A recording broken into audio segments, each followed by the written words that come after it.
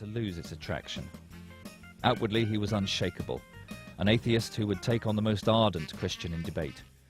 He became known as Tiger by both the police and the criminals, because he managed to stalk and catch so many and began to take on more and more dangerous assignments with little apparent concern for his own well-being. In 1965, he was even given a commissioner's commendation for bravery, for single-handedly arresting a fugitive who pulled what turned out to be a replica gun on him. He maintains to this day that he was running too fast to stop and simply ran into the man before he could react to the gun. But his courage as a police officer was unquestionable. But the man behind this strong exterior was becoming increasingly wretched. He would often lie awake in the silent night hours, after late shifts, questioning the purpose and meaning of life. As he lay there, he would sometimes hear a voice inside saying, "Why don't you pray?"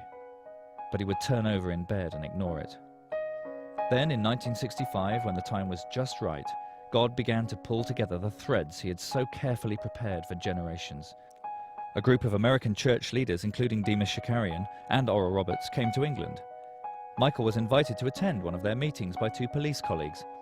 They claimed that God spoke in these meetings, and Michael agreed to go, but only to prove that there was no God, and to locate the hidden loudspeakers that would produce God's voice. However, all this cynicism was forgotten when he heard drug addicts and prostitutes testifying to the delivering power of Jesus. A 25-year-old Nicky Cruz was one of those who testified that night. Demas Shakarian picked Michael out of the huge crowd, came straight over to him and asked him to attend another meeting at Spurgeon's Tabernacle to talk about drug addiction in the capital. An Afro-American lady, Mrs. Simpson, got up to sing the hymn, "The Old Rugged Cross," with tears coursing down her cheeks. Then she began to sing in what Michael thought was her native language, but was in fact the gift of tongues. The skeptic was captivated, and it was at that moment that he knew deep inside that God was real. Suddenly he heard the audible voice of God. "Give all that you have, and I will provide." He even turned to see who it was that spoke with him. Without hesitation, he put everything in his pocket in the offering that night. This would mark the start of a life of obedience to God. He only later discovered that God had also spoken to Demas that night, saying, "Go get that man, I have a work for him to do." Demas took him back to his hotel room, and it was here, room 1118 of the Hilton Hotel, Park Lane, that Michael was led to the Lord. The next day, Michael was introduced to Nicky Cruz and spent 2 days with him. The tapestry was beginning to take shape. And it was no coincidence that 1965 also saw the official opening of Oral Roberts University, a place that would have a profound impact on Michael's later ministry. Immediately, Michael discovered that he moved in the power gifts of healing, discernment, knowledge and deliverance, and he knew that he could no longer continue in the police. As he often says, "I left to get an honest job." He started praying for the sick and preaching. Shortly after this, Michael went to work in a home for the rehabilitation of drug addicts and alcoholics. It was here that he fractured his spine in 2 places, having jumped from a first-floor window to escape a demented alcoholic with 2 carving knives. Richard Bolt, a healing evangelist, prayed for him over the telephone as he lay in hospital, and Michael, knowing that he was healed, finally persuaded the doctors to cut off the plaster cast. To their amazement, the X-rays showed that the fractures had reunited. The next stage in God's plan took place in 1968. He spoke to Michael once again. "Timothy, find a pall to sit under." Yet again he obeyed, and moved to the north of England, where he spent 2 years under the ministry of Wally North. The church grew to about 250, and Wally North moved on, leaving the 27-year-old Michael to run the ministry with others.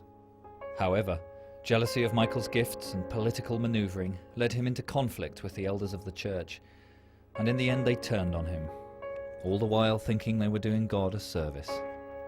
Disillusioned, he decided he would never preach again, and went into selling printing machines, phototypesetters and copiers. God so prospered Michael that he was soon earning more than the Prime Minister. But this had been a hard time for Michael, and he couldn't at that time see how God was still working all over the world to pull the threads of his perfect plan together. He had had no idea, for example, that just 5 weeks before his 26th birthday, the man that would one day be his best friend, Benson Idahosa, had got married to Margaret in Nigeria. TL and Daisy Osborne had held their enormous Congo campaign in February 1970. and Oral Roberts was tending his fledgling university and fighting for the accreditation that would one day be so pivotal to Michael's ministry. On the 8th of May 1970, Michael attended a meeting at the Philharmonic Hall in Liverpool, addressed by Pastor Wurmbrand from Romania. Little did Michael know that a 24-year-old Barbara McCartney was also in that meeting of some 2,000 people. The moment she saw him, God spoke to her saying that this was the man she was going to marry.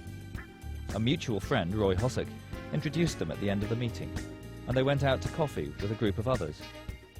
Within 7 weeks they were engaged, and they were married on the 10th of October 1970 in Liverpool. Just 2 weeks before all of this, Benson Idahoser had bought his first plot of land for a church. 9 months later, their first child, Rachel Ann, was born, and they could not disguise their delight. At precisely the same time, Oral Roberts opened the Mabee Center in Tulsa, and finally... The vote was unanimous for full accreditation for 10 years. In July 1972, shortly after Benson Idahoser had held his first evangelistic campaign in Benin City, Michael was winning sales awards within the company. Their second child, Matthew, had also been born. Things couldn't have been better. But God wouldn't let him go quite so easily. And without warning, his company asked him to lie to his clients. God had him in a corner, and he was forced to start looking for another job.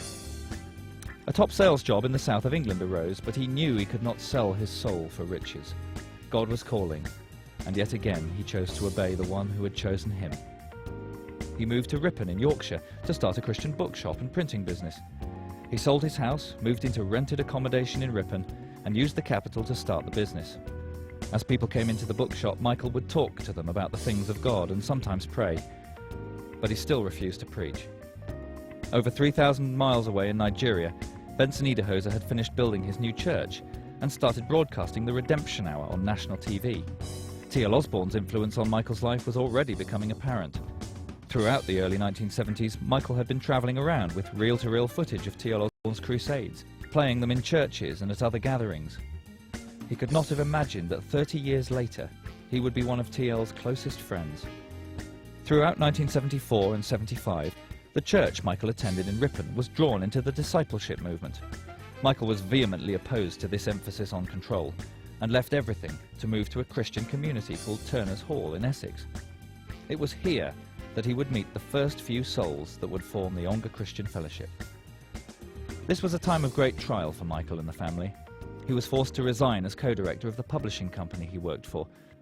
His family, with everything they possessed, was living in one room with a dog and water running down the walls. Ruth became very ill. The children got whooping cough, and then, when things couldn't possibly get worse, their youngest daughter, Sarah, was diagnosed with a chromosome deficiency. Her development was so retarded that they were told she would probably be a vegetable for the rest of her life. The doctor's advice was to put Sarah into a special care unit. Michael's heart was fit to break. But again, God drew near. The irony of Isaiah's words is inescapable. A bruised reed shall he not break. He spoke again to Michael, asking him 3 times, "Do you love your daughter?" Michael replied each time that he did, and finally said, "Father, you know all things. You know that I love her." God simply said, "How much more do you think I love her as her heavenly Father?" Within a year, she had caught up 2 years of her life and was declared perfectly normal. Ruth recovered, and Michael found a new job with Save and Prosper. 5,000 miles away, Oral Roberts received the clear call from God to build the medical centre that is now the endowment for ORU. Meanwhile, Michael's performance at Save and Prosper was so outstanding that within 14 months he was made president of the sales force of 250 men. He was rewarded with a fully paid luxury trip to Rome, where he received the Ian Gibson Trophy and other awards, and addressed the entire company. Michael didn't know it, but he was right on the threshold of an adventure he could not have imagined. Patiently, God was working across the globe to ensure that everything was perfectly in place. In Benin City, Benson Idahoser had just finished the enormous miracle centre that would, one day,